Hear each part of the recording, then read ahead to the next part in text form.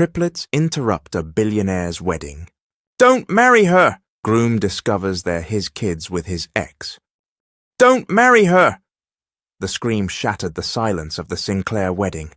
Gasps rippled through the crowd as three children stormed down the aisle, their small voices rising over the orchestra and the priest's prayer. "She's not the one," the little boy shouted, his tiny fists clenched. "She only wants your money," his sister added, eyes flashing. And then the third child, the boldest, shouted the words that made the glittering chandelier above tremble with whispers. "You're our dad!" The luxurious ballroom of the Sinclair Grand Hotel erupted into chaos. Guests rose from their chairs, murmuring in disbelief. Paparazzi cameras, allowed inside only to capture society's perfect union, now clicked furiously, catching the scandal of the century. At the altar, Roman Sinclair, billionaire hotel mogul in his ivory tuxedo, froze. His espresso-brown skin drained of color as his gaze locked onto the children. Three pairs of eyes, wide and unyielding, staring back at him with a resemblance too sharp to ignore. Beside him, Vanessa Harrington, his stunning fiancée in a gown dripping diamonds, clutched his arm in horror. "Roman, what is this?" she hissed through clenched teeth. But the children didn't back down. They stood tall, their Sunday clothes rumpled, but their voices steady, as if the universe had chosen this exact moment to expose a secret no one dared speak. And then she appeared. She stepped into the light at the back of the ballroom, golden brown skin glowing under the chandeliers, her waist-length curls trembling as she walked. Simple dress, no diamonds, no designer label, but the kind of beauty that silenced gossip mid-breath. Her almond-shaped eyes burned as they locked onto Roman. The crowd parted for her as though fate demanded it. Gasps echoed again as whispers surged. Who is she? Why do those children look like him? "Roman," Renee's voice rang out, trembling but strong. "If you dare marry her, look into their eyes first," she gestured to the triplets, "and tell me they are not yours." The words hit like a thunderclap. The triplets turned to the groom, three sets of expectant eyes piercing through his soul. Roman's breath caught, his chest heaved under the weight of truth. In them, he saw echoes of himself. The same jawline, the same stubborn set of the chin, the same fire. "No," he whispered, shaking his head as the world blurred around him. Vanessa's manicured nails dug into his skin. Angela Sinclair, his elegant mother, rose from her seat in fury. "Security," she commanded. "Remove them. This is slander." But Roman didn't move, couldn't move. His empire, his reputation, his carefully arranged life, all teetered on the edge of collapse. And for the first time in years, he was face to face with the woman he'd abandoned, and the children he never knew existed. "Lies!" Vanessa's shrill voice cut through the ballroom as she yanked her hand from Roman's arm and stormed down the aisle toward Renee. Her diamond train swirled like a blade behind her as she stopped inches from the woman who had just ruined her perfect wedding. "You're pathetic," Vanessa hissed, her eyes narrowing at Renee. "Dragging children into this circus just to humiliate us? To ruin me?" Renee didn't flinch. Her golden brown skin glowed with pride beneath the chandelier light, her chin lifted, her almond-shaped eyes blazing. "I didn't drag them here," she said firmly. "They came for the truth." Hope, King, and Truth clung to her side, defiant. Their small bodies trembled, but their voices did not. "She's not our dad's real wife," Truth shouted, glaring at Vanessa. "She doesn't love him. We want him to love our mom." The crowd gasped. Cell phones were already raised, streaming the spectacle to millions online. Twitter feeds buzzed, Instagram lit up. Within minutes, the Sinclair wedding crash trended globally. Angela Sinclair, elegant in her pearl gown, swept forward like a queen descending into battle. This farce ends now, she declared, her voice icy. Roman, handle this. Remove them. Her eyes slid over Renee as if she were filth on polished marble. Roman finally moved, his jaw tight, his chest heaving. He grabbed Renee's arm, ignoring the way Vanessa tugged at his sleeve, desperate to hold him back. Enough, he growled. Not here. The cameras caught every second as Roman pulled Renee and the triplets through a side door, away from the horrified guests, reporters snapping even as security scrambled. Vanessa's scream followed them out. Don't let that woman ruin us, Roman. The door slammed behind them, muffling the chaos. But inside the small private chamber, a new storm exploded. Roman spun on Renee, his espresso brown eyes burning with fury and disbelief.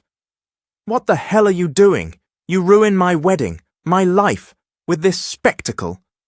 Renee's voice cracked but held steady. Your life? What about theirs? She pulled the triplets forward, her hands protective on their shoulders.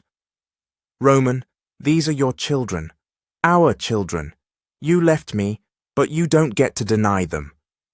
His eyes darted over their faces. King's stubborn jaw, Hope's almond eyes, Truth's sharp cheekbones, each feature a haunting echo of himself. But his pride screamed louder than his heart. You expect me to believe this? He snapped. That you show up after all these years, with 3 kids who conveniently look like me, and I'm supposed to accept it?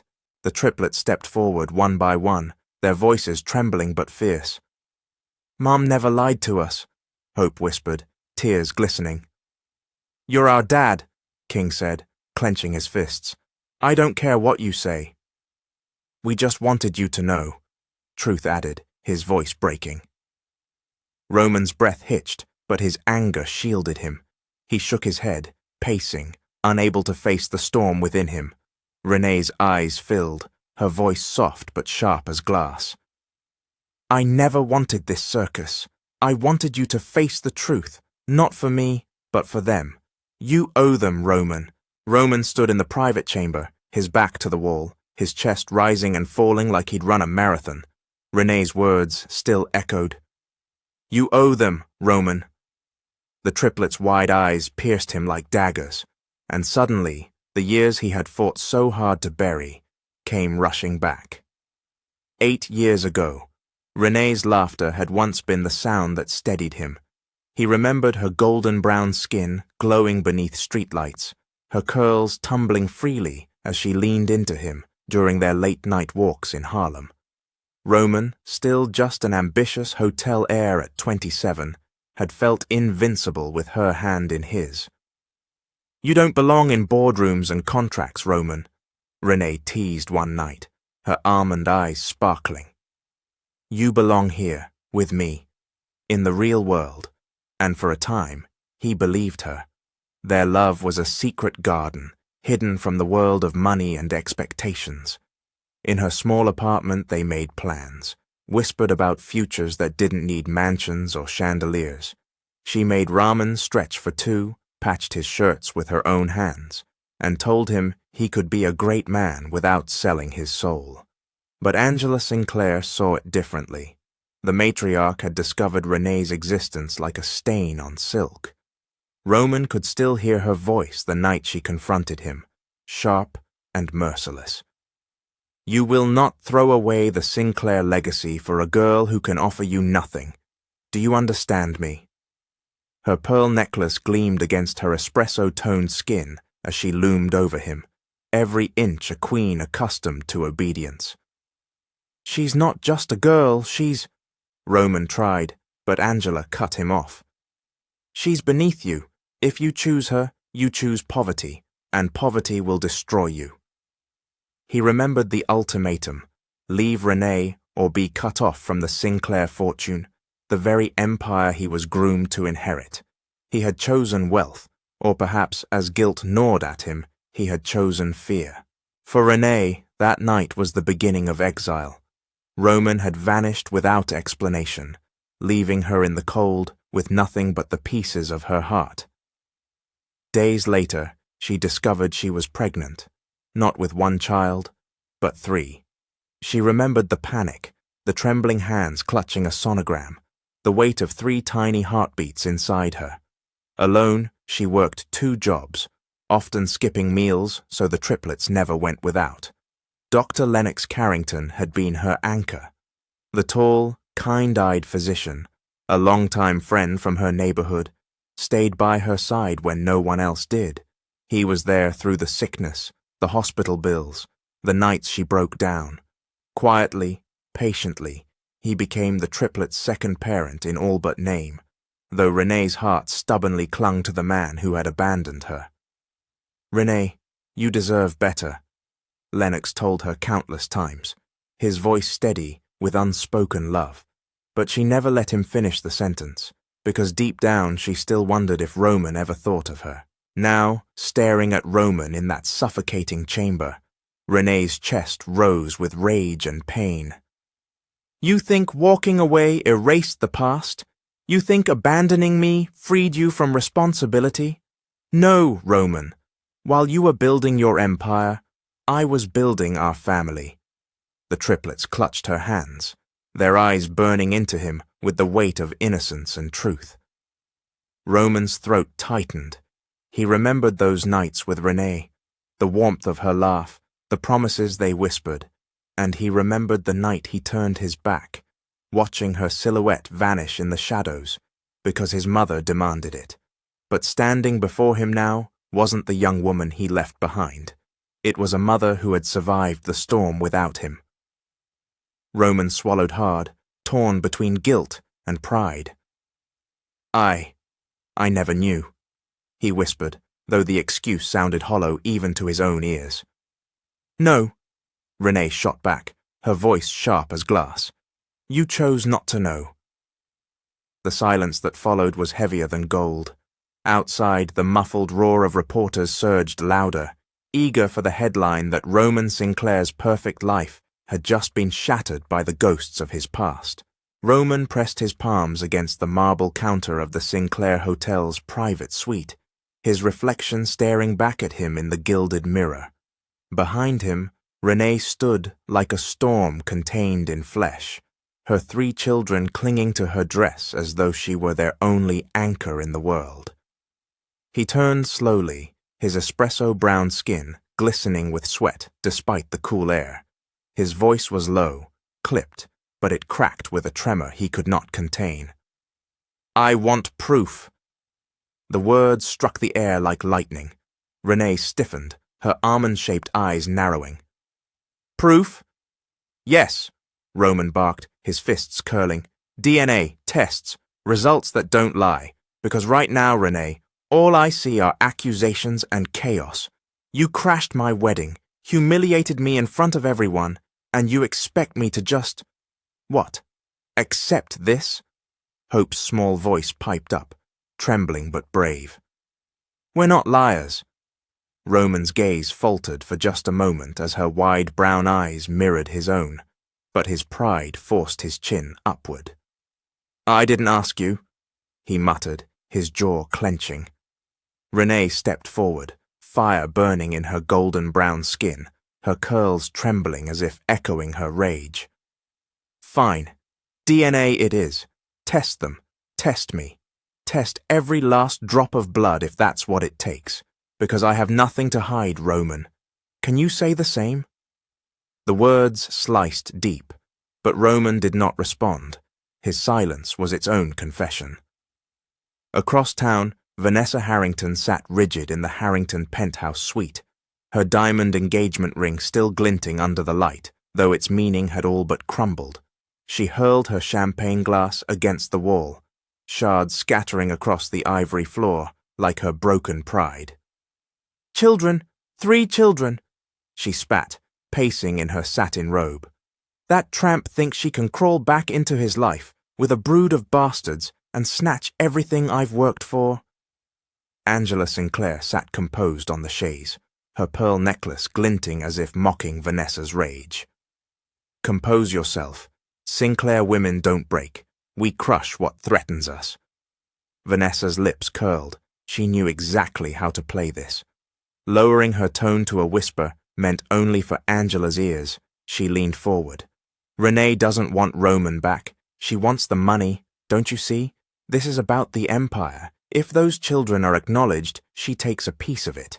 Your fortune, your legacy, unless we end this now. Angela's eyes, sharp and calculating, narrowed. Then we must make her regret ever stepping into that ballroom. Meanwhile, in the Sinclair suite, the triplets huddled in the corner, their ears sharper than the adults imagined. Roman's voice carried like thunder. I can't just accept them. Do you realize what this does to my reputation? My investors? My family? Renee's voice cracked with fury. Your children aren't a scandal, Roman. They're human beings. They deserve better than your excuses. The triplets' little hands squeezed together tightly, their hearts shattering with each word. Dad doesn't want us, Truth whispered, his chin trembling. Hope's eyes welled with tears. He thinks we're fake. King's fists clenched, anger burning in his young chest. We don't need him. We have Mom. We don't need him. Renee turned too late, catching only the sight of their wet cheeks before they bolted into the adjoining room, slamming the door with all their might. Roman winced at the sound, his chest tightening, but pride locked his words in his throat. Later that evening, Renee sat at her small kitchen table in Harlem, her children asleep in their shared bedroom, their soft sniffles fading into the night. She rubbed her temples as the weight of the world pressed down. The knock on the door came steady, familiar. She didn't need to ask who it was. Dr. Lennox Carrington stepped in, tall and broad-shouldered, his walnut-brown skin catching the warm glow of her single lamp. His eyes softened the moment he saw her. I heard about the wedding, he said, setting his medical bag on the counter. Half the city heard. Renee let out a bitter laugh. It's already everywhere, isn't it? He nodded. It won't stop. Paparazzi, tabloids, bloggers, they'll feast on this, and Roman will let them. He'll do whatever he can to protect his empire, even if it means dragging you through hell. Her eyes watered, but her jaw stayed strong. I had to do it, Lennox. They deserve to know who their father is. Lennox stepped closer, his gaze steady and full of a love he had carried for years. And they deserve a father who wants them. Don't let Roman hurt you again, Renee. You barely survived him once. Don't let him tear you apart now. Her lips trembled. She wanted to lean on him, to surrender to his unwavering presence, but her heart still beat in chains to the man who had abandoned her. I have to fight, she whispered. The next morning, Renee woke to chaos. Her old phone buzzed non-stop. Texts, calls, notifications stacking like an avalanche. She grabbed it and froze at the headlines, flashing across every news outlet. Sinclair wedding crashed by secret triplets. Billionaire Groom accused of abandoning children. Is Renee Sinclair telling the truth? Scandal rocks Sinclair empire. Who are the mystery kids? On Instagram, clips of the children's shouts had gone viral. TikTok edits replayed their words, set to dramatic music. Memes already mocked Vanessa's horrified face. Renee scrolled, her stomach twisting, until she saw a video of King shouting, "She only wants your money," with thousands of comments cheering him on. Her phone buzzed again, Lennox calling. Don't leave the house, his voice warned when she answered. They're outside, reporters, photographers. You're in the storm now. Renee pulled back the curtain and her breath caught. A swarm of flashing cameras filled the street below. Voices shouting her name, the children's names. Neighbors peeked through blinds, murmuring. Her world, once small and private, had exploded into spectacle. And somewhere in his glass tower, Roman Sinclair watched too, the scandal now threatening everything he had built.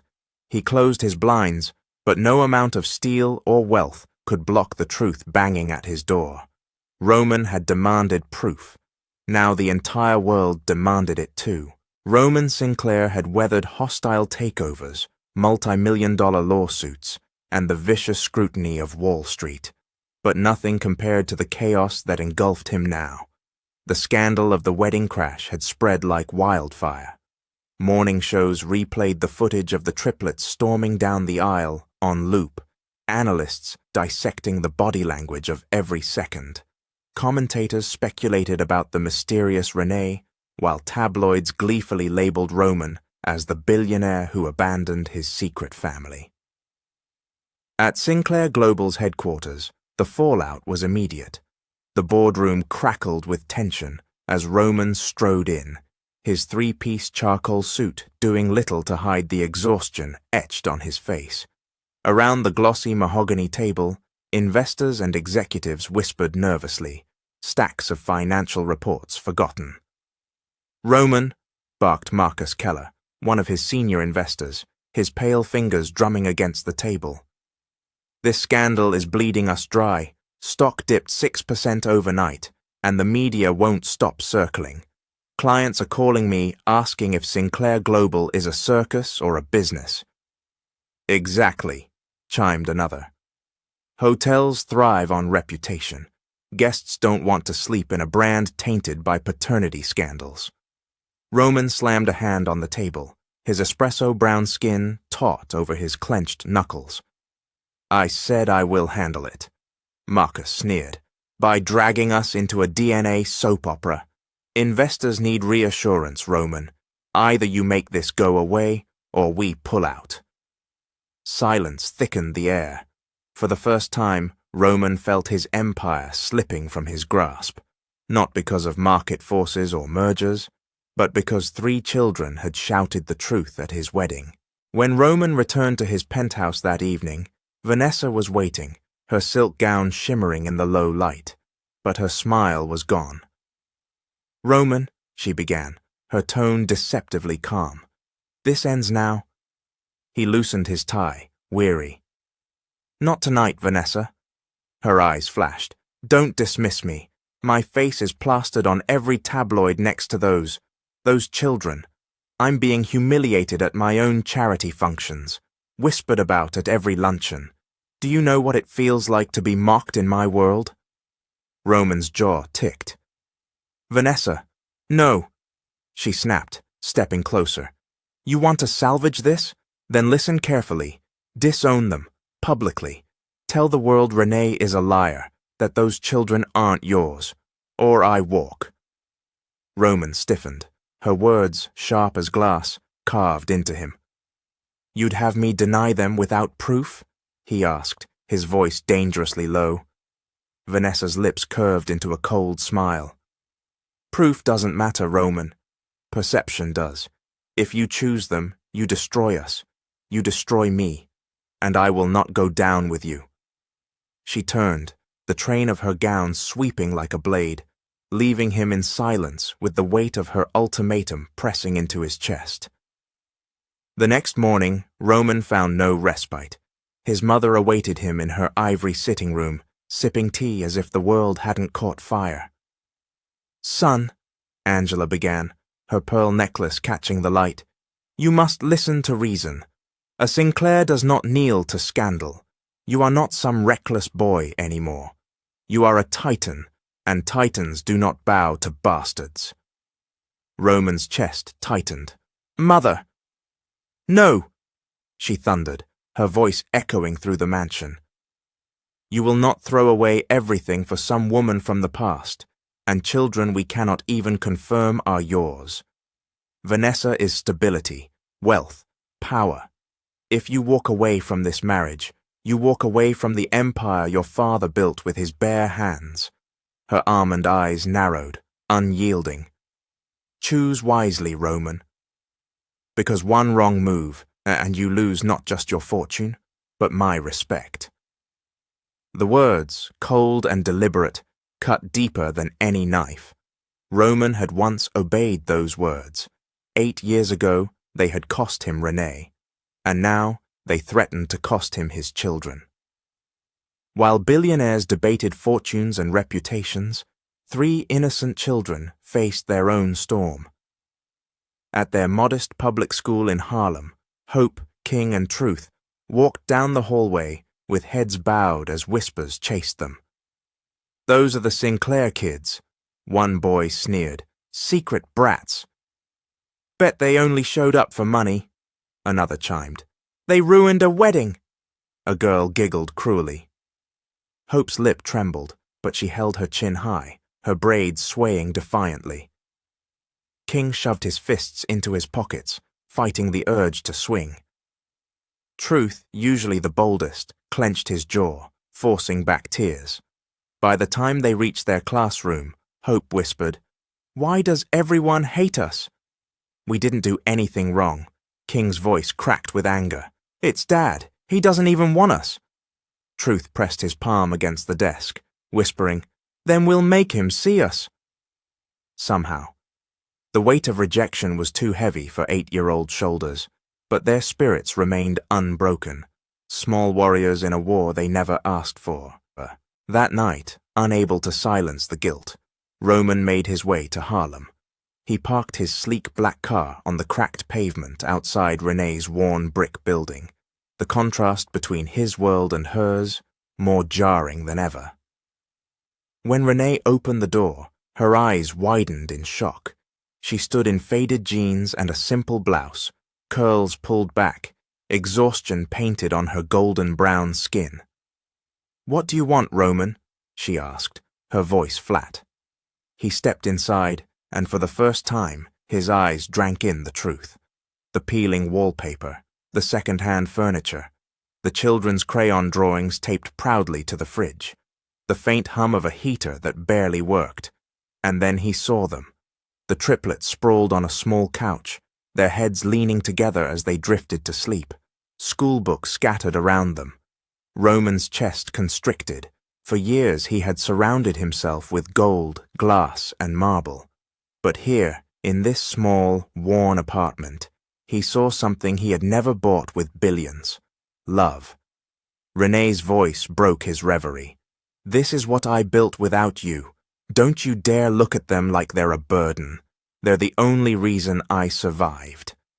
He swallowed hard, guilt burning through his pride. "Renee."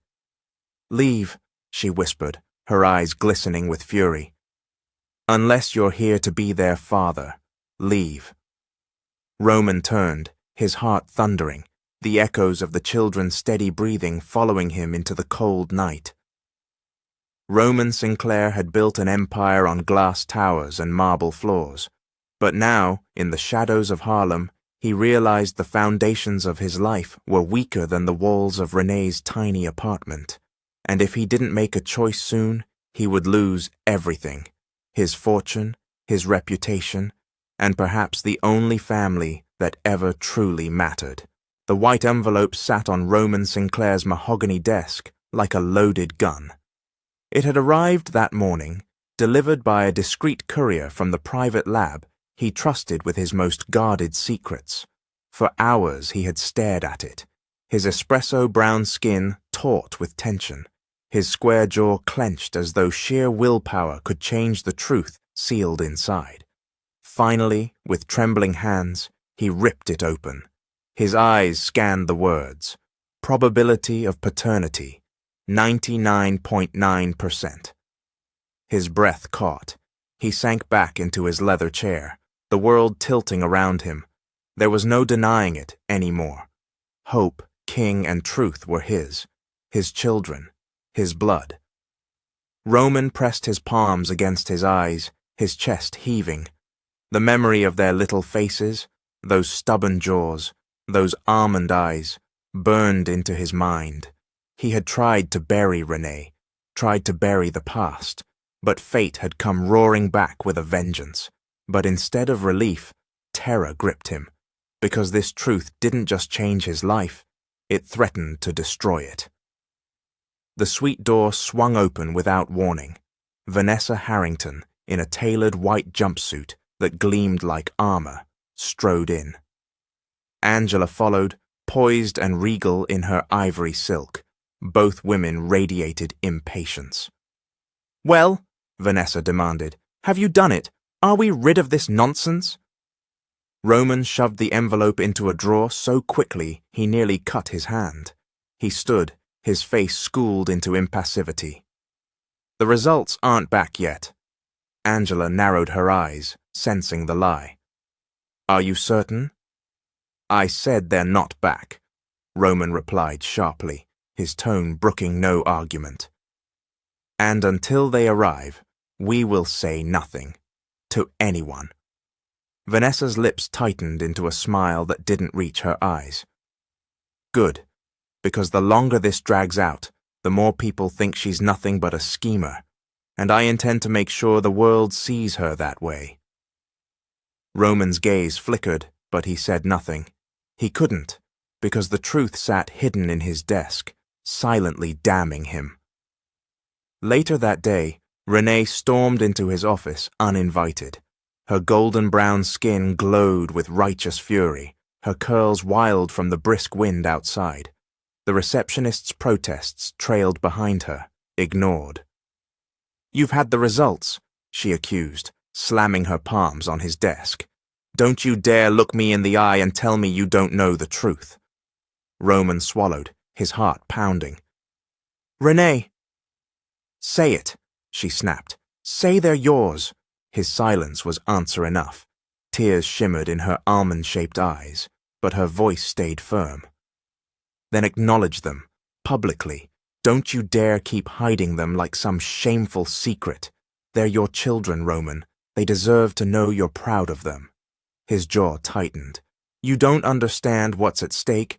What's at stake? She cut in bitterly. Your stock? Your empire? Your reputation with people who don't give a damn about you? Meanwhile, 3 children cry themselves to sleep every night wondering why their father doesn't want them. That's what's at stake, Roman. Her words sliced through him, but pride and fear held his tongue. Across town, Vanessa poured herself a glass of wine as she sat with a sleek, sharp-eyed man in a dark suit. Find everything on her, she ordered coldly. Renee Sinclair, I want addresses, jobs, debts, lovers, anything that can bury her once and for all. The private investigator smirked. Consider it done. Everyone has skeletons. I'll drag hers into the light. Vanessa swirled her wine, her lips curving into a cruel smile. Good, because if Roman won't destroy her, then I will. That evening, Roman left the office late, his mind heavy with guilt. As he stepped into the private garage, he froze. Hope, King, and Truth stood there, waiting. Renee was nowhere in sight. Who let you? Roman began, but Hope cut him off. Why don't you love us? She asked, her small voice trembling. Roman froze, his chest tightening. You looked right at us, King accused, his fists clenched, at the wedding, and you acted like we were nothing. Truth stepped forward, his eyes blazing. Do you know how it feels to watch your mom cry every night because of you? To be laughed at in school because our own dad won't admit we're his? Roman's throat closed. He tried to speak, but words failed. Hope's eyes filled with tears. You don't want us, do you? Roman reached out instinctively, but she flinched away. The rejection struck harder than any investor's threats or his mother's scorn. Please, King whispered, his voice breaking. If you don't want us, just say it, so we can stop hoping. Roman staggered back as if struck. His world, his empire, his carefully constructed armor, shook under the weight of 3 broken voices. He wanted to tell them the truth, that the tests proved what his heart already knew, that he had never stopped thinking of Renee, that he had been weak, a coward, chained by the weight of Angela's expectations and the greed of his own ambition. But the words stuck in his throat. Go home, he whispered hoarsely. Please, just go home. Their faces fell. Hope's tears slipped free. King's jaw tightened in silent rage. Truth's glare burned through him with all the fury of 8 years of abandonment. Without another word, they turned and walked away, their small footsteps echoing like judgment in the cavernous garage. Roman stood alone, suffocating in his silence. The DNA results were undeniable, but so was the fear that admitting the truth would topple everything he had built. And for the first time in his life, Roman Sinclair wondered if his empire was worth the cost of losing the only thing that had ever truly been his family.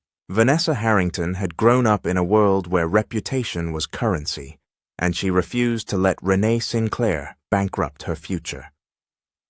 At midnight, she sat in a dim corner of a rooftop lounge with a tabloid editor, her diamond-studded hand sliding an envelope thick with cash across the table. "You'll publish it first thing tomorrow," she whispered, her smile razor-sharp. "I want every headline in this city to scream what kind of woman Renee really is. Dirt, debts, scandals, lovers. Make her look like the opportunist she is." The editor smirked, pocketing the money. "Consider it done. By noon, she'll be poison." Vanessa lifted her glass of champagne, savoring the crisp taste of cruelty. "Perfect.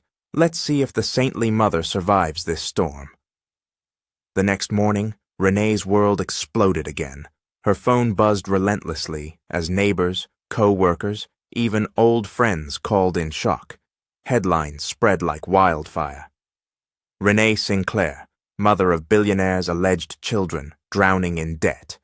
The truth about Renee, a serial liar. From maid's daughter to manipulator, Renee's rise to Sinclair scandal. On talk shows, commentators questioned her motives.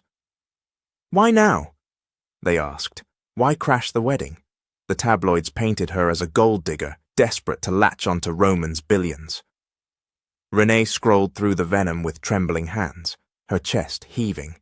Her children's faces lit up the screen too, their innocent photos lifted from her modest social media, plastered without consent across gossip sites. "Mom," Hope whispered, clutching her sleeve, "why are they saying you're bad?" Renee pulled her daughter close, her eyes burning. "Because they don't know the truth, baby, but we do, and we'll never let them take that from us." Still, when the triplets went to school that day, whispers followed them down every hall. One cruel voice rang out, "Your mom's a liar. She only wants money." Truth clenched his fists. King shoved his hands into his pockets, fighting the urge to swing. Hope lowered her head, silent tears slipping down her cheeks. Renee's heart shattered when they came home broken. She knew she couldn't hide forever. 2 nights later, Angela Sinclair hosted the most glittering charity gala of the season. Guests in gowns and tuxedos filled the ballroom, chandeliers sparkling like fire, cameras flashing as the matriarch smiled graciously for reporters. At her side stood Vanessa, regal in emerald silk, her arm linked through Roman's. The engagement ring glittered proudly on her finger, as if to remind everyone she was still the chosen bride. "Let the city see what real power looks like," Angela whispered to her son, her smile never wavering. But Roman's gaze flickered, restless. His thoughts kept wandering to Renee and the children. The gala glittered with speeches, auctions, and laughter, until the doors at the back opened. A hush rippled across the room. Renee walked in, golden brown skin glowing beneath the chandeliers. Her simple black dress clung elegantly to her curves, her natural curls swept into a crown. She walked with quiet confidence, each step steady despite the glares thrown her way. And behind her, the triplets followed, dressed neatly, their small faces serious but brave. Whispers erupted. "How dare she? Doesn't she know she wasn't invited? The audacity!" Vanessa's smile faltered, her knuckles white as she clutched Roman's arm. "Security," she began. "No," Roman interrupted sharply, his voice louder than intended. The crowd silenced. His jaw was tight, his espresso-brown skin glistening under the lights. "Let them stay." Angela's eyes snapped to him, filled with fury. Roman! But it was too late. The cameras were already flashing, capturing Renee and her children standing in defiance in the middle of Manhattan's most exclusive room. Renee lifted her chin. "You may try to erase us from your guest list, Mrs. Sinclair," she said, her voice carrying across the hushed ballroom. "But you can't erase us from Roman's life." Gasps rippled through the elite crowd. A reporter snapped a photo just as Renee took Hope's hand and walked forward, dignity shining brighter than the jewels around her. Vanessa's lips curled into a venomous smile. "So brave, parading your children into a room they don't belong in. But courage won't buy you class, Renee." The crowd chuckled nervously, watching the duel unfold. But instead of shrinking, Renee straightened her back. "Class," she repeated softly.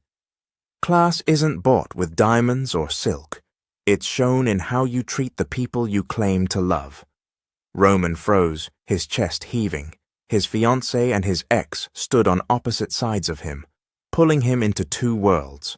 For the first time in his life, the empire he had built felt less steady than the small hands of the children who looked up at him. Later that night, after the gala had descended into whispers and scandalous headlines, Renee escaped into the cool night air, the triplets asleep in the car nearby. She leaned against a stone pillar, exhaling shakily. The strength she had worn inside was gone now, replaced by exhaustion. "Renee." She turned to find Dr. Lennox Carrington, his broad shoulders framed against the night, his warm eyes filled with both admiration and concern. He had come as a guest, invited for his medical charity work, but had watched her stand alone against the wolves. "You were extraordinary in there," he said quietly. Her lips trembled. "I'm so tired, Lennox." He stepped closer, his voice thick with emotion. "Then let me carry some of it. Renee, I've loved you for years. I've loved you while you fought to raise those kids alone. I've loved you while he forgot you. I've been here, all this time, waiting for you to see me." Her breath caught. Tears stung her eyes. "Lennox," she whispered, "I don't want to be just the man who fixes their scraped knees or pays off a bill when you can't. I want to be your partner, their father, the one who never walks away." His confession hung heavy in the night air. For a moment, Renee's heart wavered, caught between the safe devotion Lennox offered and the dangerous, unresolved bond she still felt with Roman. She closed her eyes, the sound of her children's soft breathing in the car pulling her back to reality. "I can't give you an answer," she whispered finally. "Not yet." Lennox nodded slowly, though pain flickered in his eyes. "Then I'll wait. I always have." From the balcony above, Roman had watched the entire exchange, his jaw clenched, his fists tight at his sides. Every word Lennox spoke was a reminder of what Roman had thrown away, and what he still might lose forever. Roman Sinclair sat at the head of the mahogany boardroom table in his penthouse office, the skyline of Manhattan glittering behind him. His empire stretched across those towers, yet all he felt was the crumbling foundation beneath his feet. Across from him sat Vanessa Harrington, her emerald eyes burning with cold calculation. "Roman," she began, her tone sharp but smooth, "this is spiraling out of control. The media, the investors, the whispers. Every day that woman parades those children around, your reputation dies a little more. Do you want to watch Sinclair Global collapse because of some mistake?" Roman's jaw tightened. "They are not a mistake, Vanessa." Her lips curved into a cruel smile. "Then prove it. Own them, publicly, legally. File for custody. Take them away from her. Raise them as Sinclairs under your name, your roof, your control. That way you protect the children and silence her." Roman blinked. The suggestion hit him like a slap. "Custody?" "Yes," she pressed, leaning closer, her diamond earrings catching the light. You're a billionaire. A judge will rule in your favor before Renee even opens her mouth. She has nothing. You can give those children everything: money, security, schools, a future.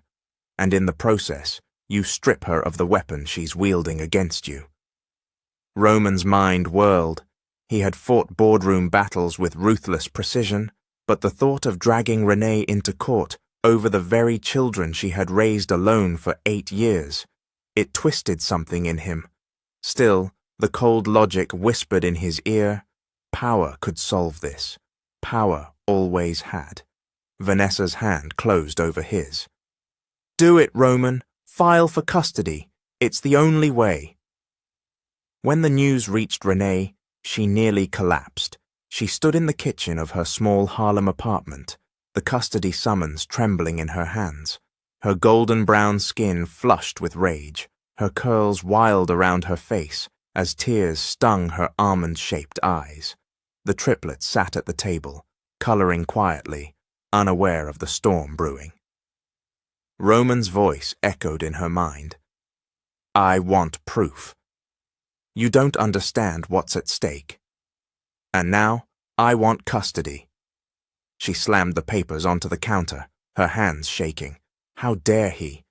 After 8 years of absence, after all the nights she went without food so her children wouldn't, after every scraped knee and every tear wiped away, now he wanted to claim them like assets in a merger. She couldn't breathe. Her chest heaved as fury tore through her. She grabbed her phone and dialed without thinking. Renee? Lennox's deep voice answered immediately, her voice cracked, trembling. He's trying to take them from me. Roman, he filed for custody. Lennox cursed under his breath. I told you he would do this. I told you he would hurt you again. Renee, you can't let him win. He has money, yes, but you have love. You've raised those children. No court could look at you and not see the truth. Renee's tears finally fell. But money talks louder than love, Lennox. And in Roman's world, money wins. That night, the triplets lay awake in their small bedroom, listening through the thin walls as their mother cried into the phone. Hope clutched her pillow, whispering, He wants to take us away from Mom. King sat up, his fists clenched. We're not leaving her, ever. Truth's eyes burned as he whispered, Then we'll leave first. The three looked at each other, silent agreement passing between them. If their father wanted to fight their mother, they would make sure he had nothing to fight over. The next morning, Renee awoke to silence. Too much silence. She hurried to the bedroom. The beds were empty. Panic seized her chest. Hope. King? Truth? Her voice cracked as she tore through the apartment. Their shoes were gone. The back window left ajar. Her scream echoed off the walls. Within minutes, Lennox was at her side, steadying her as she sobbed. We'll find them, he said firmly, grabbing his coat. We'll find them. By midday, Roman arrived at her apartment, clutching the custody papers in one hand. But when he opened the door and saw Renee's face streaked with tears, the words died on his lips. They're gone, she whispered hoarsely. Your children, they ran away. Roman's heart plummeted. What do you mean gone? They heard us. Renee sobbed, her voice breaking. They know. They think you're trying to take them from me. For the first time, Roman's arrogance shattered. His knees nearly buckled, his children, his blood, missing, because of him. By nightfall, police sirens echoed faintly in the distance as search parties swept the streets of Harlem. Flyers were printed, calls were made, but Roman and Renee didn't wait. Together, they searched every corner, every park, every streetlight-shadowed alley. They found Hope's small jacket near a playground, King's favorite sketchbook discarded by a bus stop. Each discovery pierced Roman's chest deeper than any business loss. God, Renee, he muttered as they ran through the rain. What if something happens to them? Her voice cracked. Now you care? Roman stopped, his espresso brown skin drenched, his eyes wild. "Don't you dare say that. I've cared every second since they burst into that wedding. He faltered. "I didn't know how to face it." Renee's tears mingled with the rain. "Then face it now, Roman. Find them. Prove you're their father in more than name." Hours later, under the flickering neon lights of a corner diner, they found them. Hope, King, and Truth sat huddled in a booth, their small hands clutching each other's, their eyes red from crying. "Mom!" Hope cried, leaping into Renee's arms. Renee collapsed against them, kissing their damp curls, sobbing. Roman dropped to his knees beside them, his powerful frame trembling. "I'm sorry," he whispered hoarsely. "I'm so sorry." The triplets stared at him, uncertain. Truth finally asked, "Do you mean it this time? Or are you still choosing money over us?" Roman's throat tightened. For once, the billionaire mogul had no defense, no armor, just truth. "No money, no empire. Nothing in this world matters more than you." For the first time, the children didn't look away, and as Roman gathered them into his arms beside Renee, he realized that in losing control of everything, he had found the one thing worth holding on to. The diner was nearly empty when the storm outside finally quieted.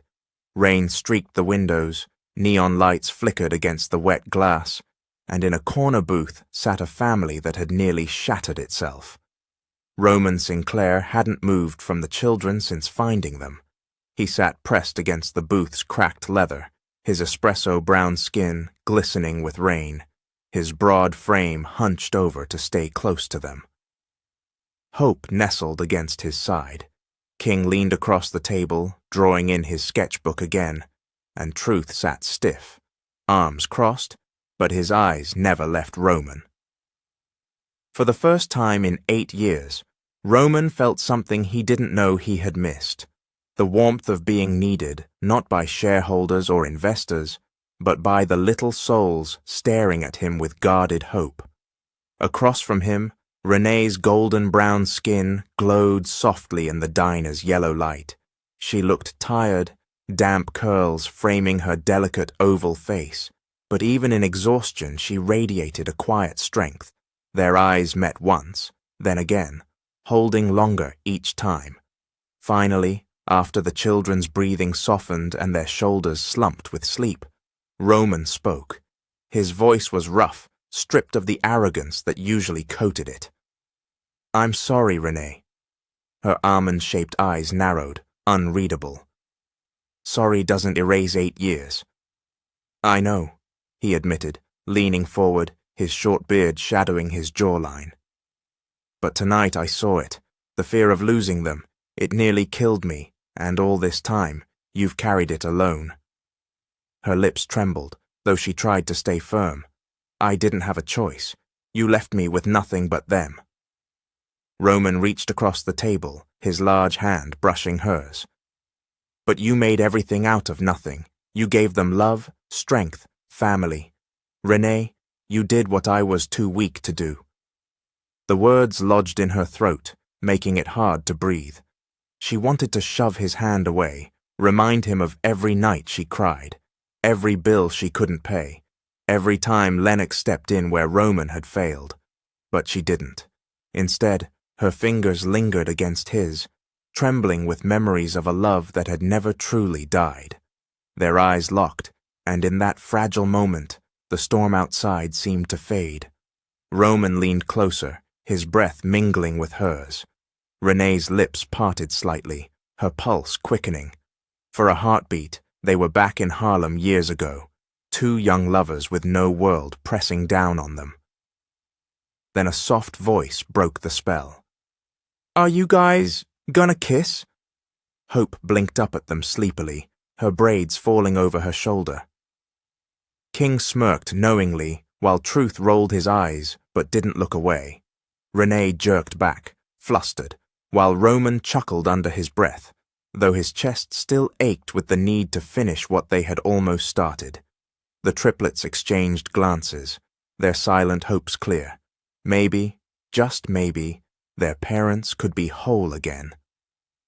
Across town, Vanessa paced her penthouse like a caged animal. She had heard whispers already, whispers that Roman had been seen in Harlem, whispers of him searching for his children with Renee at his side. Her manicured nails dug crescents into her palms. "He's slipping," she muttered, her voice venomous. "Slipping right through my fingers." She grabbed her phone and dialed Angela. "Do you know where your son is?" Vanessa snapped the moment Angela answered. Angela's cool voice flowed through the line. "Handling matters." "Handling?" Vanessa barked. "He's with her, Angela. With her and those brats. If you don't do something, you'll lose everything you've worked for." Angela's pearl-clad hand tightened on her glass of scotch. "Don't worry, Vanessa. I have no intention of letting Renee Sinclair win." 2 days later, Renee stepped out of her apartment building, a bag of groceries in her arms. A sleek black town car pulled to the curb.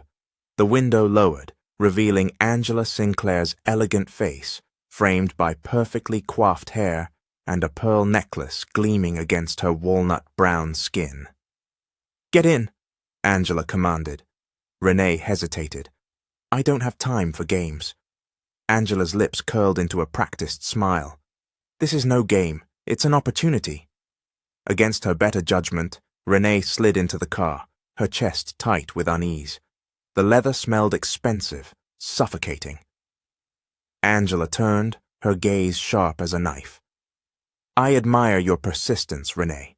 Truly I do. But persistence doesn't change the fact that you and your children don't belong in Roman's world. You never did. And you never will."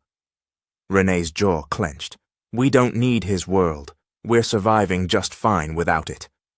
Angela's smile widened, cruel and cold. She pulled an envelope from her purse and placed it on Renee's lap. $100,000. Cash. Take it. Disappear and never come back. Renee stared at the envelope, fury flooding her veins. She pushed it back into Angela's lap. "Do you think I raised my children to believe they're a shameful secret to be paid off? Do you think I stayed up nights working 2 jobs so they could be bought like stock shares?" Angela's almond eyes narrowed, her voice dropping into venom.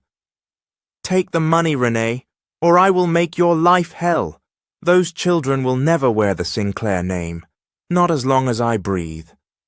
Renee's voice shook, but it was firm. "They already wear it, whether you admit it or not. Blood doesn't need your permission." Angela's face darkened, her polished facade cracking for the first time. "You'll regret this," she spat. Renee opened the door, her curls trembling with rage, and stepped out onto the Harlem sidewalk. She didn't look back. That night, Roman stood in his penthouse office, the city lights sprawling behind him. His mother's threats echoed in his mind. Vanessa's paranoia gnawed at his ear. Renee's defiance haunted his chest. He poured himself a drink, but the scotch burned bitter on his tongue. For years he had believed wealth was everything, control, stability, victory. But for the first time, he wondered if he had been a prisoner all along, chained not by poverty, but by expectations. And as he remembered the way Renee's hand trembled in his at the diner, the way the children had looked at him with both pain and hope, he knew one truth he couldn't escape. His heart no longer belonged to the empire. It belonged to the family he had abandoned. Angela Sinclair had always believed control was the key to survival. She controlled her son's life, her family's reputation, and the empire her late husband built brick by brick. But Renee Sinclair had slipped through her grasp like smoke, dragging 3 inconvenient truths with her. Angela sat in her private study, a crystal glass of scotch in one hand. Across from her sat Vanessa Harrington, her jade-green silk dress gleaming under the lamp, her emerald eyes dark with venom. "Roman is slipping," Vanessa said, her voice sharp, her manicured nails tapping against the armrest. "Every day he spends with her, with those children, I feel him moving away from me. If we don't stop this, I'll lose him. and you'll lose everything you've built. Angela sipped her drink, her pearl necklace glinting as she leaned back. Then we have no choice but to work together. You want Roman, I want control. Renee wants neither. She wants to destroy everything. Vanessa's lips curved into a smile, cruel and satisfied. So we bury her. Their alliance was sealed not with affection, but with venom, two women bound by ambition and fear. While schemes brewed in penthouses, Lennox Carrington sat at Renee's small kitchen table, his tall frame bent forward, his walnut-brown skin glowing under the dim light. He had just finished checking the triplets' homework, his gentle tone correcting Truth's impatient math scribbles and encouraging Hope's careful writing. Renee watched him, gratitude softening her almond-shaped eyes.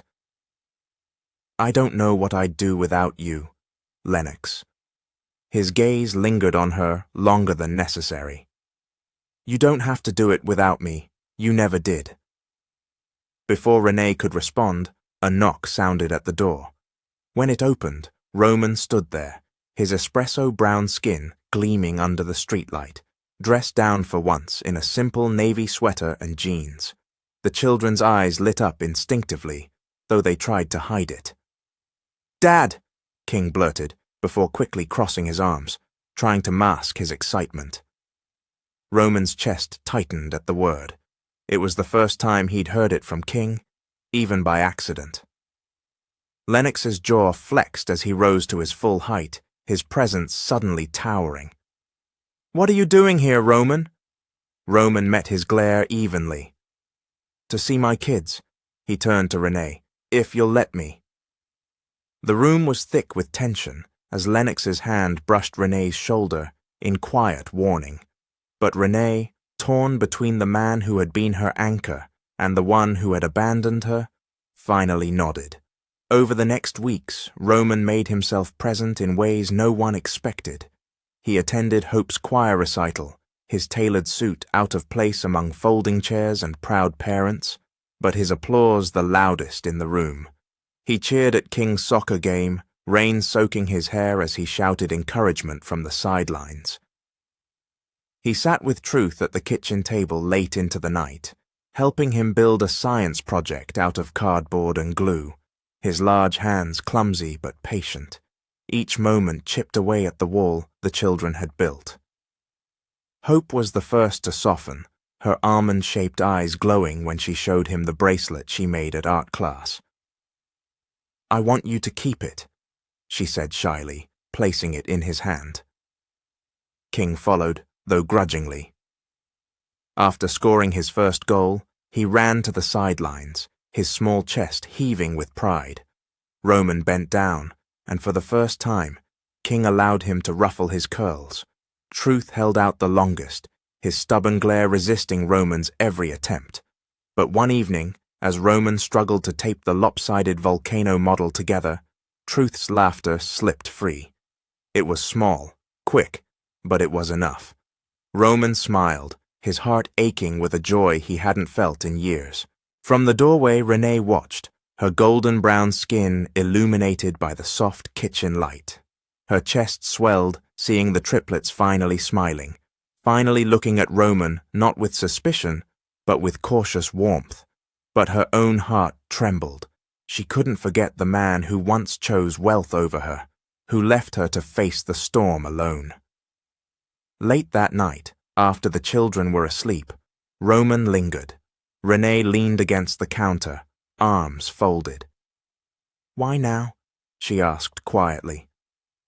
Roman's dark eyes held hers. Because I was a coward before. Because I let my mother and this empire make choices for me. But I won't do it again. I want to be their father, Renee. And... his voice faltered. I want to be the man I should have been for you. Her breath caught, memories pressing in, but before she could answer, Lennox's voice echoed from the doorway. She doesn't need promises, Sinclair. She needs proof. The tension snapped like a whip, the two men locking eyes, rivals bound by love for the same woman.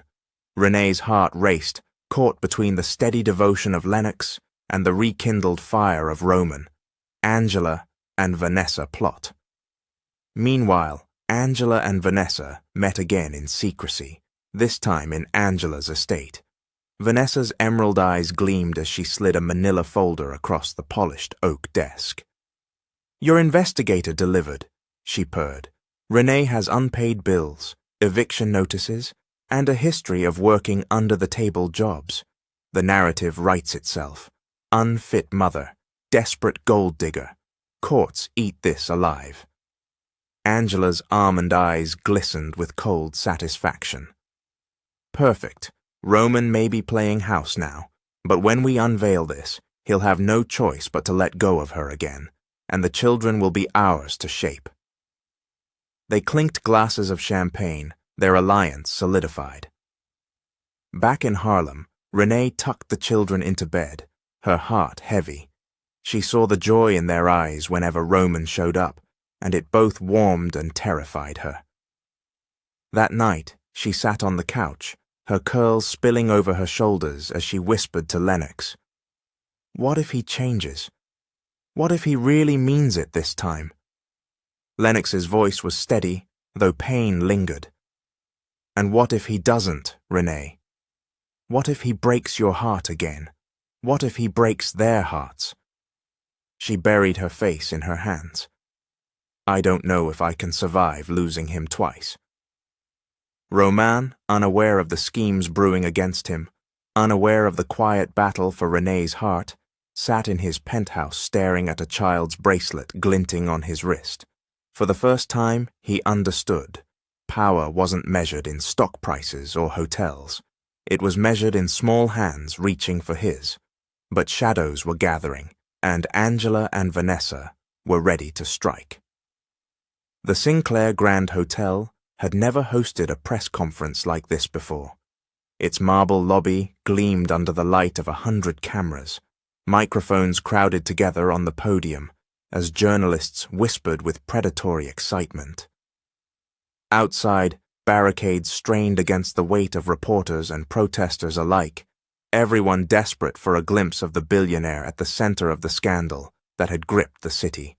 Roman Sinclair stood behind the curtain, his broad shoulders squared in a navy suit, though sweat prickled at the back of his neck. In one hand he held his prepared statement. In the other, the bracelet Hope had given him. His espresso-brown skin glistened under the heat of the backstage lights, but his jaw remained steady. This was it. No more hiding, no more silence. Behind him, Renee waited with the triplets, their small hands clinging to hers. Her golden-brown skin glowed softly in the dim backstage light, her almond-shaped eyes never leaving the man who had once abandoned her. She didn't know whether to believe him yet, but for the sake of their children, she prayed he wouldn't fail them again. "Dad?" Truth's voice cracked, fragile but bold. "Are you really going to say it this time? For real?" Roman knelt, his dark eyes locking on his son's. "Yes," he said, his voice rough with emotion. "For real." When he stood again, his mother's voice sliced through the air like glass. "Roman," Angela hissed, her pearl necklace trembling with her fury. "Do not go out there. This family handles problems privately. If you expose this, you destroy yourself." Roman turned to her slowly. For years he had bowed to her commands, her cold elegance shaping his every decision. But tonight he felt the weight of 3 small lives pressing heavier than her pearls ever could. "I've already destroyed enough," he said quietly. "This time I'll get it right." And with that, he stepped into the light. Flashes blinded him as he approached the podium. Reporters shouted his name, their questions a storm. "Mr. Sinclair, are the rumors true? Are the children yours? Did you abandon Renee Sinclair 8 years ago?" Roman raised a hand, silencing the room. His deep voice carried steady, though his heart thundered. "Tonight I speak not as the CEO of Sinclair Global, not as a businessman, not as a son. I speak as a father." Gasps rippled across the room, The flashes grew frantic. Roman's chest tightened, but he forced the words out, every syllable burning. The 3 children the world saw at my wedding are mine. Hope, King, Truth. They are my blood, my legacy, my family. The crowd erupted. Reporters shouted over one another, microphones pushed forward, the chaos deafening. But Roman wasn't finished. For 8 years, they lived without me because I chose cowardice and wealth over love and truth. Their mother, Renee, raised them alone, carrying burdens that should have been mine. I cannot erase the past, but I will not deny them again. From this day forward, the world will know their names, and they will never be silenced or hidden again. He stepped back, his chest heaving. For the first time in years, the weight lifted. Before the applause could swell, Vanessa Harrington stormed forward, emerald dress glittering under the harsh lights. Her eyes blazed as she seized a microphone. "This is a farce," she screamed, her voice sharp enough to cut glass. "She's nothing but a gold digger. She timed this perfectly to ruin us, to steal your empire, Roman." The room gasped, cameras swiveling to Renee as if on cue. She stood silently at the edge of the stage, the triplets clutching her dress. The children's eyes welled as Vanessa's words lashed like whips. Vanessa's voice rose, dripping venom. 8 years she hid, and now she parades these children in front of cameras. She doesn't want love. She wants money. She wants control. Angela rose from the audience, her face pale but composed, clearly siding with Vanessa. "Roman," she called, her voice firm, "think of the Sinclair legacy. Do not let this woman drag us down." The world seemed to hold its breath as every lens turned to Renee.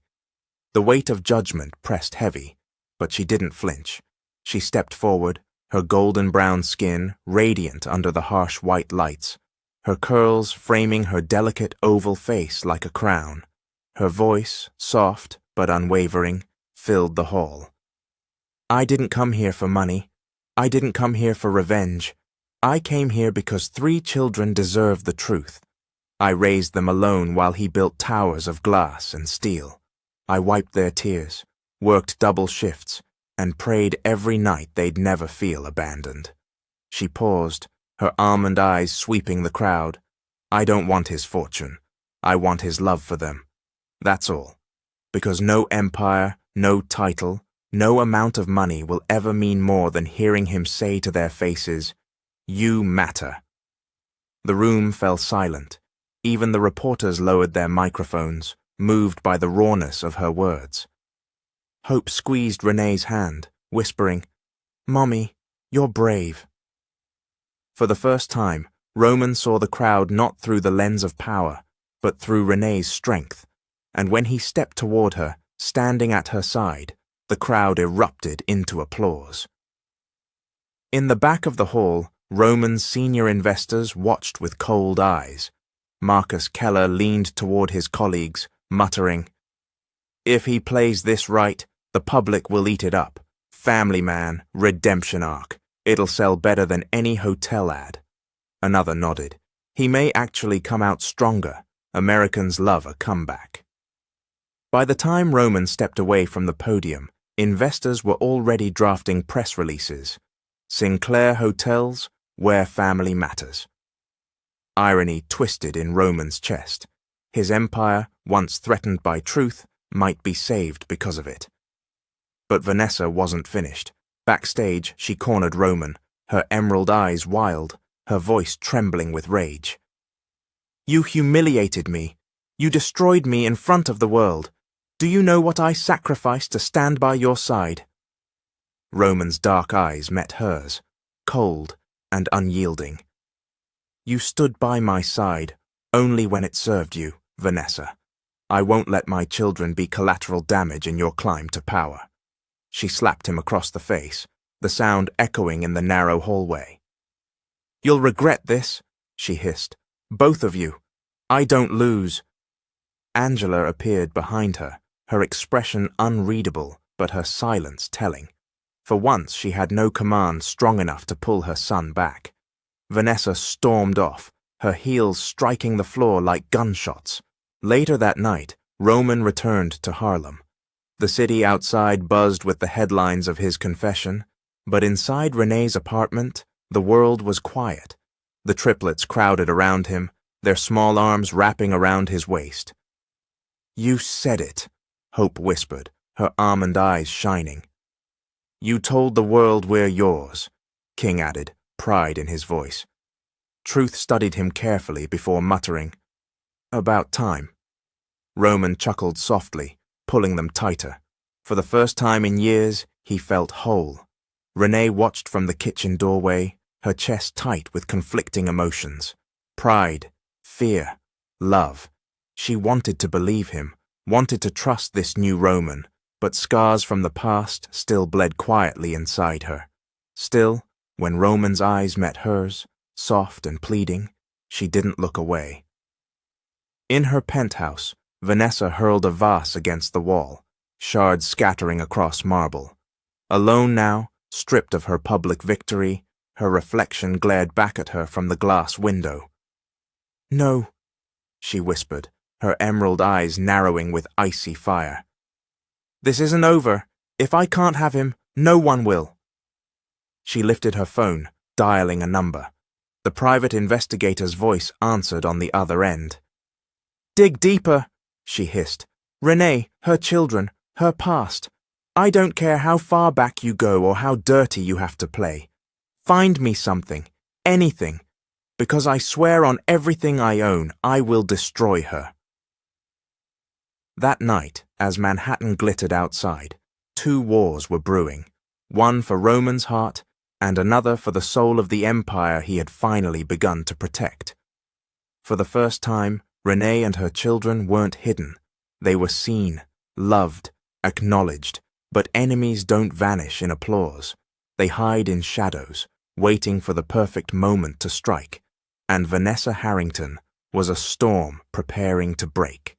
The morning after Roman's explosive confession felt different in New York. Newspapers sprawled across newsstands with bold headlines: "Billionaire claims secret children at press conference. Sinclair's hidden family exposed. From scandal to redemption, Roman Sinclair stands as father." Paparazzi still crowded the sidewalks outside Renee's apartment, their cameras flashing like angry fireflies. Inside, however, the atmosphere was quieter, almost sacred. Renee poured cereal into 3 chipped bowls, her hands trembling just enough to spill milk on the counter. Hope, King, and Truth sat at the small table, buzzing with excitement over how their father had stood up in front of the whole world. "Did you see the cameras, Mom?" Hope beamed, swinging her little braids. "Everyone knows about us now." "Yeah," King added with wide eyes. "Nobody can say we don't belong anymore." Truth, always the most serious, folded his arms. "Words are easy. Let's see if he means it this time." Renee tried to smile but felt her chest tighten. Roman's speech had been powerful, yes, beautiful even, but she had seen him falter before, and now enemies she had prayed to avoid were circling again. Her phone buzzed on the counter. Unknown number. She ignored it, but she couldn't ignore the growing storm outside.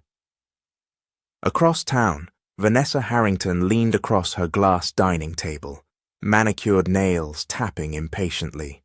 Her private investigator, a wiry man with a grey beard, slid a thick folder toward her. "I dug up everything you asked for," he said flatly. "Renee Sinclair's life has been rough." Vanessa snatched the folder, flipping through pictures and documents, hospital bills unpaid, eviction notices avoided at the last second, pay stubs from waitressing and cleaning jobs, a picture of Renee carrying groceries late at night, children asleep on her shoulders. Vanessa's emerald eyes narrowed, lips curling into a wicked smile. "She's been struggling, barely surviving. Perfect. This is what I'll use." The investigator cleared his throat. "Careful, Ms. Harrington. The public has sympathy for women like her. If you humiliate her, it could backfire." Vanessa snapped the folder shut. Not if I play it right. I'll paint her as unfit, a desperate, unstable woman who used children to claw her way back into Roman's life. Trust me, money talks louder than pity. Her phone buzzed. Angela Sinclair. Vanessa smirked. Perfect timing. That evening, Renee was summoned to the Sinclair estate. She almost didn't go, but when Angela Sinclair called, it wasn't a request. It was a command. The mansion glittered under chandeliers, its gold-trimmed walls breathing wealth and history. Renee walked in wearing her best dress, a navy sheath that looked modest beside Angela's ivory silk gown. The triplets held her hands tightly, their small eyes darting at the luxury they rarely touched. Angela stood at the top of the staircase, like a queen addressing peasants. "So this is the life you've given my grandchildren," she sneered, eyes sweeping over Renee's simple attire. "Hand-me-down clothes, cramped apartments, struggling paychecks." Renee stiffened, holding her chin high. "I gave them love, Angela, something this house has never known." Gasps rippled among the staff who lingered at the edges, but Angela only descended slowly, her pearl necklace gleaming like armor. "You're unfit," Angela declared, her voice carrying through the hall. "Children need stability, security, a father who can provide, not a mother who drags them through poverty and scandal." The triplets clutched Renee tighter. Hope's eyes watered, King's lip trembled, and Truth glared defiantly. "I may not have millions," Renee shot back, her voice trembling but strong, "but I never abandoned them. Can you say the same for your son?" The room froze. Angela's nostrils flared, but before she could respond, a deep voice cut through. "Enough!" Roman strode in, espresso-brown skin gleaming under the lights, his navy suit sharp against the backdrop of gold. His jaw was tight, his dark eyes blazing with fury. "Mother, you will not speak to Renee like that, not in front of our children." Angela blinked, stunned. Roman had never raised his voice to her. "You think wealth makes you a better parent?" he thundered. "You think status makes you fit? She raised them with nothing but love, while I, your perfect son, abandoned them because you told me to." Gasps again. Even the staff shrank at the confession. Roman turned, meeting Renee's eyes. "You gave them what I couldn't, and for that, I'll defend you every day of my life." Renee's chest ached. For years she had dreamed of him saying words like these, and yet doubt still whispered, "Is this real, or is it just another performance?" Angela's face darkened, but she said nothing. For the first time, she had lost control. Later that night, as the guests dispersed and silence filled the estate, Dr. Lennox Carrington found Roman alone in his study. His broad shoulders slumped, the weight of confession still pressing heavy. "You did a brave thing," Lennox said quietly, leaning against the doorframe. Roman looked up. "Brave or stupid?" "Both." Lennox gave a small smile, but it faded quickly. His eyes darkened with something heavier. "Roman, I need to tell you something. About Renee." Later, in the quiet of Renee's apartment, the triplets gathered around their mother. "Mum," Hope whispered, tugging her sleeve, "you heard Daddy. He defended you." "Yeah," King added, his small face hopeful. "He's changing. Can't you see?" Truth leaned against the couch, eyes steady. "You still love him, we can tell, but you're scared, and we get it, but maybe give him a chance. For us." Renee's heart twisted. She looked at their little faces, so full of hope and hurt. She remembered Roman's hand on her back at the mansion, his voice steady as he defended her for the first time ever. She also remembered the nights she had cried alone, the years of silence, the betrayal. Could she risk it again? Her almond eyes filled with tears as she pulled her children close. "I hear you," she whispered. I promise. I'll think about it. The triplets exchanged a glance, relief softening their faces. For them, love wasn't about pride or history. It was about family finally being whole. Meanwhile, across town, Vanessa poured herself a glass of wine, watching footage of Angela's outburst and Roman's defense replayed on every channel. Her nails tapped the folder the investigator had given her. Renee's unpaid bills, eviction threats, all the struggles she had worked so hard to hide. Vanessa smirked. So the public pities her. Perfect. Let's see how much pity they have left when I expose her as desperate, reckless, and unfit. Her emerald eyes glittered with fire. Roman may have chosen her tonight, but this war isn't over, not even close. That night, Renee lay awake staring at the ceiling, torn between two men, and the storm still raging around her. One had broken her, the other had healed her, and yet her heart still leaned toward the man who once abandoned her. Because sometimes, love isn't logical. It's a wound that keeps bleeding until it's finally healed. But would Roman truly heal it this time? Or break it worse than before? Only time, and the next betrayal, would tell. The Sinclair empire had never been noisier. News vans lined the streets, reporters fought for a headline, and paparazzi staked their lenses at every corner. Roman Sinclair had always been the man with the answers, the man with the power. But tonight, as he sat in his office staring at the forged document spread across his mahogany desk, for the first time in years, he felt powerless. The paper trembled in his hands. A legal contract dated 8 years ago, stamped with what looked like Renee's signature. It claimed she had once sought a financial settlement from him, demanding money in exchange for staying silent about the children. It was a lie, a cruel, meticulous lie, but the ink and signatures looked real enough to fool even Roman. Do you see now? Vanessa's voice slithered through the room, sweet and venomous. She stood across from him in a silk emerald dress, every inch of her gleaming with triumph. She's been playing you. She always has. This wasn't love. It was leverage. Roman's jaw clenched, his espresso-brown skin taut under the weight of his fury. I don't want to believe this. Don't want to? Vanessa stepped closer, eyes glittering. Roman, open your eyes. You're the billionaire heir to the Sinclair legacy. Do you really think she kept those children hidden out of love? Number. She kept them hidden until they were worth something, until you were worth more. Roman shoved the paper aside, but it landed like poison on his desk. Get out, Vanessa. But her lips curled. Not until you admit it. She's not your salvation, Roman. She's your downfall.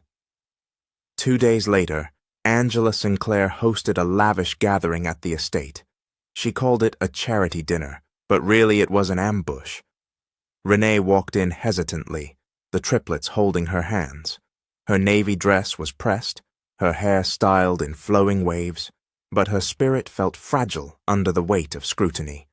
Eyes followed her as whispers spread like wildfire.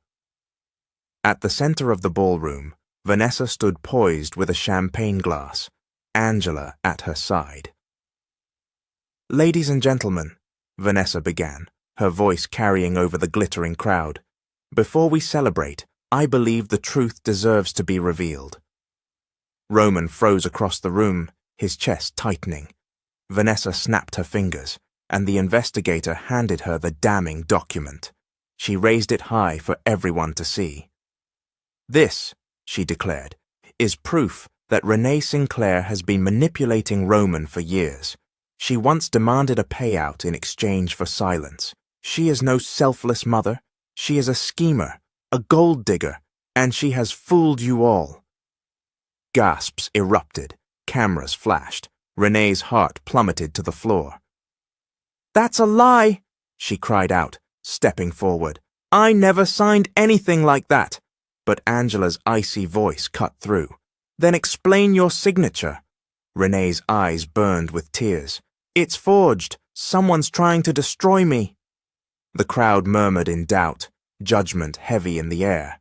And then Roman moved. He strode to the center, towering over Renee, the document clutched in his hand. His jaw was clenched so tightly it ached, his chest rising and falling in sharp breaths. "Tell me the truth, Renee," he demanded, his deep voice booming. "Did you sign this? Did you once try to sell our children for money?" Renee's knees almost gave out. She looked up at him, the man she once loved, the father of her children, and saw in his eyes not faith, not love, but doubt. "How can you even ask me that?" she whispered, voice trembling. "Answer me!" Roman thundered. "No!" Renee's voice cracked like glass. "I would never, Roman, never! I raised those children with nothing but love. I fought, I suffered, I cried, all without you. And now you stand here, in front of everyone, and call me a liar?" Roman's face twisted, torn between rage and pain. But in the end, he said the words that shattered her completely. "I don't know what to believe anymore." The ballroom gasped again. Renee's breath caught in her throat. For years she had dreamed of him seeing her truth, of him standing beside her. And now, in front of all society, he had turned his back once more. Her almond-shaped eyes brimmed with tears, her golden-brown skin flushed with heartbreak. With trembling hands, she gathered her children to her side. "Come on," she whispered, her voice broken. "We don't belong here." Hope clutched her hand, crying. King's little fists clenched, glaring up at Roman. Truth, silent and stoic, looked at his father with cold disappointment. As the doors of the grand ballroom closed behind them, the whispers swelled into a storm. Renee didn't look back. Inside, Roman stood frozen, the document heavy in his hand, but the weight in his chest far heavier. Back at their apartment, the triplets sat huddled together, eyes red from tears. Renee tried to comfort them, but they pulled away, their pain too raw. "Why did he say that?" Hope sobbed. "Why did Daddy think you'd do something so bad?" King punched his small fist into the couch cushion. "I hate him. I don't want him to be my dad anymore." Truth, his voice low but sharp, whispered the words that cut the deepest. "Dr. Lennox was always there. He never doubted us. Maybe he should be our dad instead." Renee's chest cracked open at their words. She wanted to protect them, to soften their pain. But what could she say? Roman had failed them. Again. Meanwhile, in his penthouse high above the city, Roman poured himself a glass of whiskey, then another, then another. The city lights stretched endlessly outside his windows, but they gave him no peace. Angela entered quietly, her pearls catching the dim light. "You did the right thing," she murmured. "Better to see her for what she is now, before it's too late." Roman turned, his dark eyes bloodshot. "The right thing? I just lost the only woman I ever loved. I lost my children's trust." His voice cracked, something it had never done in front of her before. "And all I have left is you, the same woman who told me to abandon them in the first place." Angela froze. Roman's chest heaved, his fury spilling over. "I don't even know if I hate Renee, or myself more." He stumbled toward the window, pressing his hand against the glass as the city glittered below. For the first time, the billionaire who had everything felt like a man who had nothing. Across town, Vanessa toasted herself in her penthouse, laughter spilling from her lips as she replayed the footage of Roman's doubt and Renee's humiliation. "It's only a matter of time," she purred to her reflection in the glass. "Roman will crawl back, and when he does, I'll be waiting. His empire, his name, his heart. All mine." But deep down, even as she smiled, fear flickered, because she knew Renee Sinclair was not broken yet, and a woman who has endured heartbreak, betrayal, and struggle, her whole life does not break easily. That night, Renee lay in bed with the triplets nestled close. She stared at the ceiling, her heart hollow, but her spirit hardening. Roman had doubted her for the last time. If he wanted proof of her worth, if he wanted to see the truth, he would have to fight for it. And maybe, just maybe, she would never let him back in again. The storm Roman had unleashed still hadn't quieted. Days had passed since the disastrous charity gala, yet the Sinclair name was now on every tabloid headline for all the wrong reasons. Sinclair betrayal? Secret mother exposed as gold digger.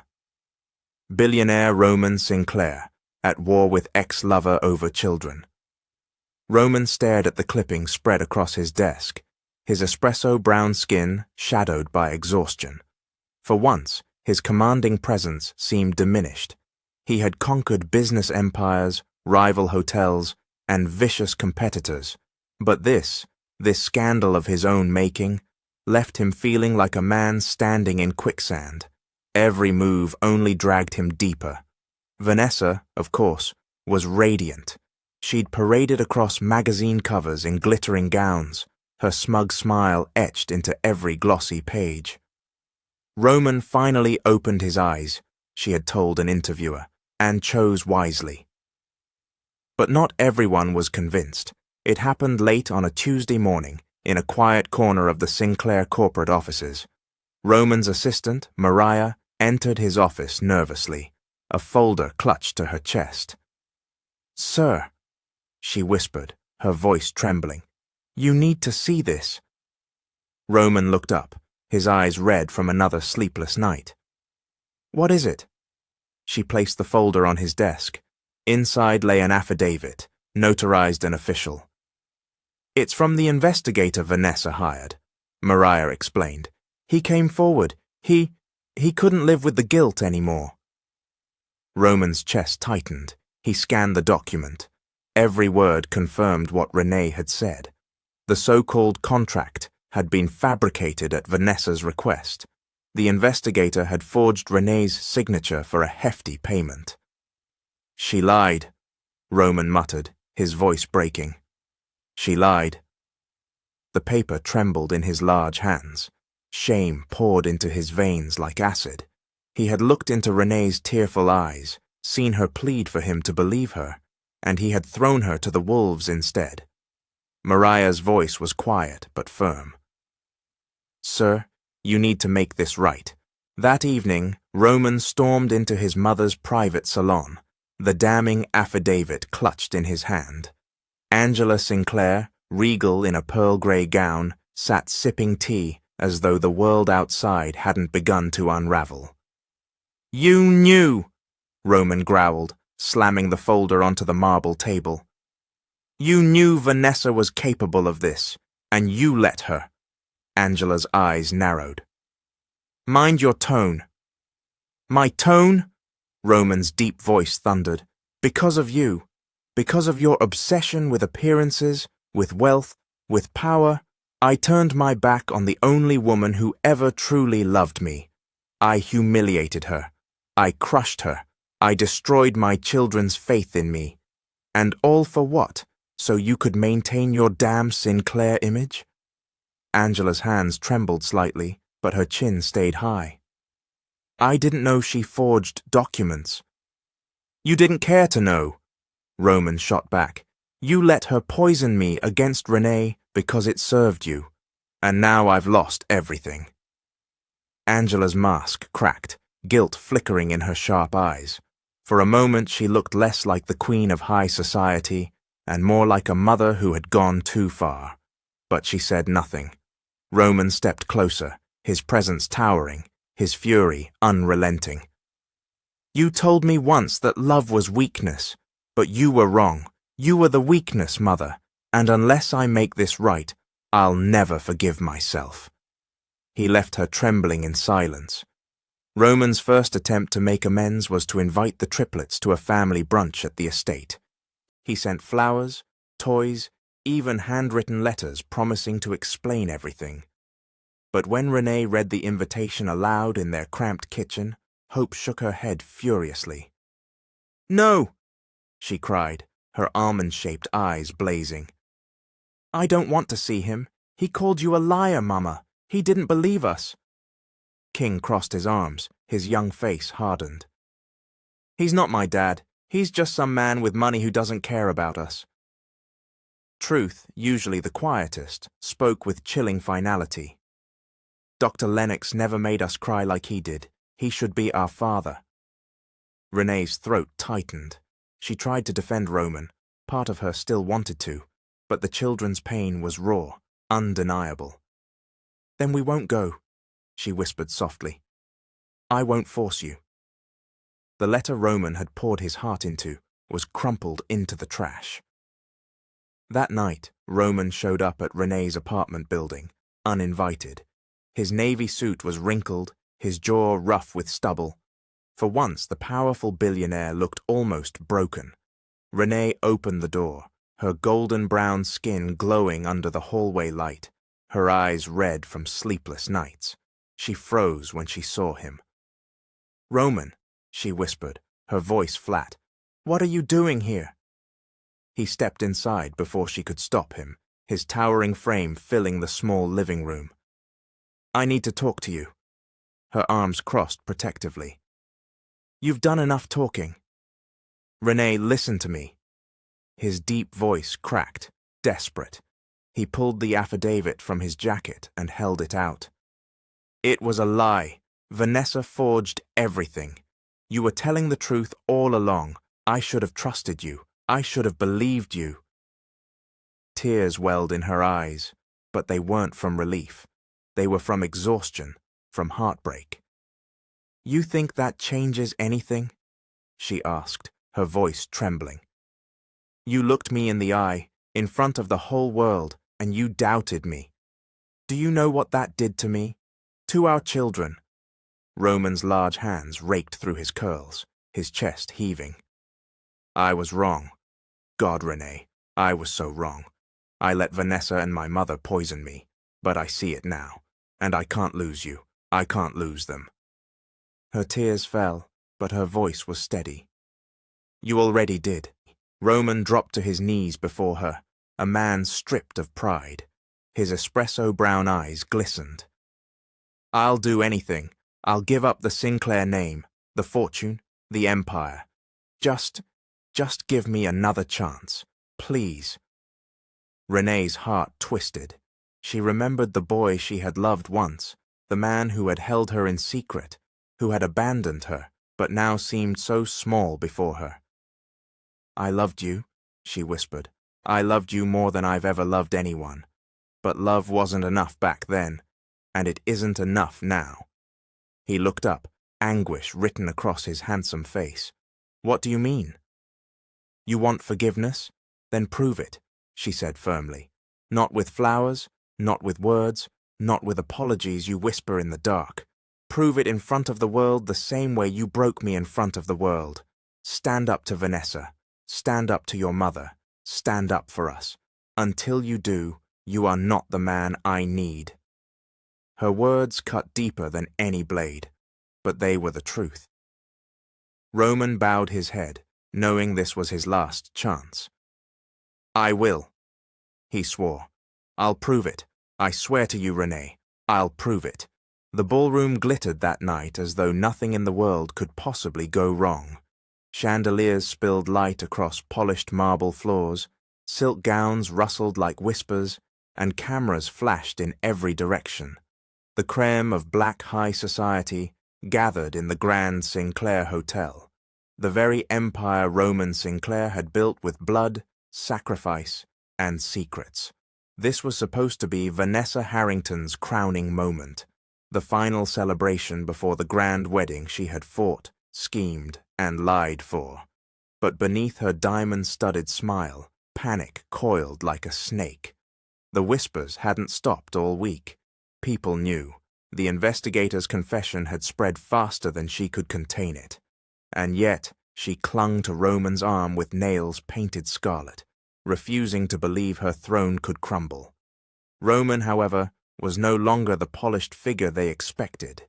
Yes, he wore the tailored midnight suit, the polished shoes, the air of wealth, but his espresso-brown skin glistened under the lights, not with pride but with resolve, and the sharp lines of his jaw were carved from something deeper than vanity. He was no longer a puppet of his mother's ambitions or Vanessa's schemes. Tonight he would burn it all down if he had to.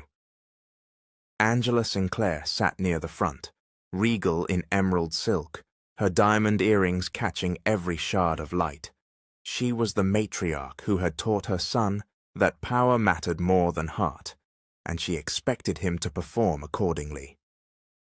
At her side, board members, investors, and friends of the family waited with champagne glasses in hand, anticipating yet another announcement of wealth and power.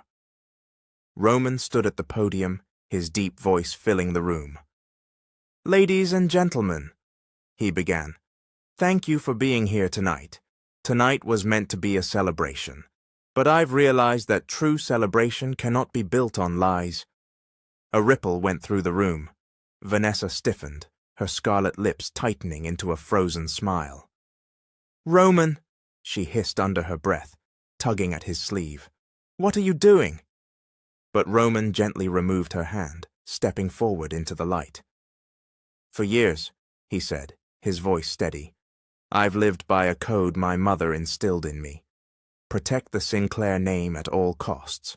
That code led me to bury the truth, abandon the woman I loved, and turn my back on my own blood." Gasps erupted, cameras clicked faster, Angela's fan clattered from her hand onto the floor. Roman continued, his baritone unshaken. "I stand before you tonight, not as a billionaire, not as a Sinclair, but as a man who betrayed the best part of himself, and I can no longer continue this facade." Vanessa's eyes widened. She stepped forward, clutching his arm, her manicured nails digging in. "Don't you dare, Roman! Don't humiliate me like this!" Roman turned to her, his face unreadable. "You humiliated yourself, Vanessa, when you forged documents, paid men to lie, and tried to destroy the woman who did nothing but raise my children with dignity." The room exploded with whispers, shock, and scandalized gasps. Vanessa's smile cracked into desperation. "You can't prove—" "Oh, I can." Roman cut her off sharply, holding up the affidavit. "And the proof is right here. You are exposed." The ballroom dissolved into chaos. Reporters surged forward, security rushed in, and society's finest turned their heads away, as though Vanessa were contagious. Her cheeks flushed crimson, her green eyes wild. "You can't do this to me," she screamed, her voice breaking into hysteria. "I gave you everything. I made you who you are." Roman looked at her, his espresso brown eyes firm.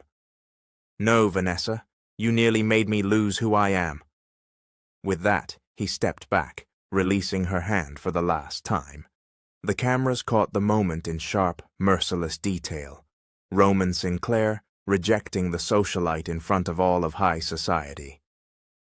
Angela closed her eyes, her hands trembling, but she said nothing. For once, the Sinclair matriarch had no defense. Vanessa stumbled backward, her perfect facade crumbling. In a single evening, her empire of lies had shattered. But Roman wasn't finished. He turned back to the crowd, his deep voice cutting through the chaos. "And to my mother, Angela Sinclair," he said, his eyes finding hers. She stiffened, her chin high, but the tremor in her hand betrayed her.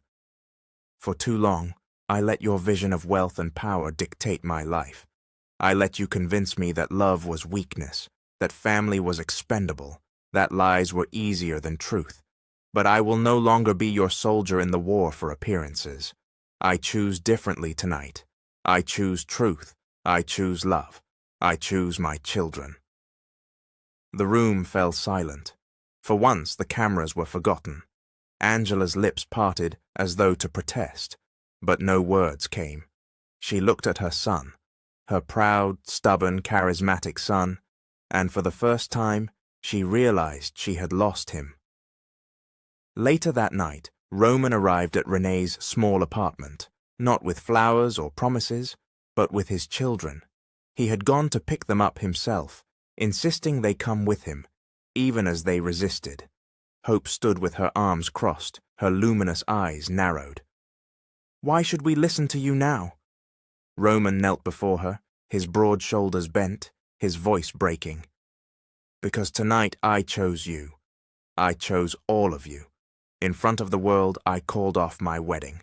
I renounced everything I thought mattered, because none of it means anything without you, Hope, without King, without truth, without your mother." King frowned, his young voice sharp. "So now you want to be our dad?" "I've always wanted to be," Roman said softly, "but I was too much of a coward to fight for it. I let fear, pride, and wealth blind me. I can't change the past, but I can fight for the future." Truth, the quiet one, finally asked, "Will you leave again?" Roman's chest tightened. He looked at each of them, his espresso brown eyes wet. "Never. If I ever walk away from you again, may I lose everything I've built. You three are the empire I want now." Renee, standing silently nearby, wiped at her tears. The children moved hesitantly at first. Hope was the one to step forward, wrapping her small arms around her father's neck. Then King joined, then Truth, until Roman was buried in the warmth of his children, his broad frame shaking with emotion. Renee's golden brown skin glowed under the soft apartment light as she watched the man she once loved weep for the family he had almost lost. Her heart, hardened by years of betrayal, softened against her will. Roman rose and walked to her. His large hand trembled as he reached for hers. "Renee, I don't deserve it. But will you let me try again? Will you let me love you, the way I should have all along?" Her breath hitched. Every scar, every heartbreak, every lonely night warred inside her. She should have pushed him away. But when she looked into his eyes, she saw not the cold billionaire who abandoned her, but the man she once whispered dreams to in the dark. "I don't know if love is enough, Roman," she whispered. "Not after everything, but maybe it's a start." And then, in the tiny apartment where her children had grown up without their father, she let him kiss her again. The kiss was not the passionate fire of their youth, nor the desperate hunger of their reunion. It was something quieter, steadier, a promise. But outside, the storm still brewed. Vanessa's wrath had not vanished. Angela's pride had not surrendered. And love, though rekindled, was fragile. The season closed with Roman holding Renee and the triplets close, finally choosing them over everything else. But the question lingered like smoke in the air. Could love truly heal wounds carved so deep? Or was this only the beginning of another war? Here comes the end of the season. If I was able to make your day, comment Mr. Hope you are the best.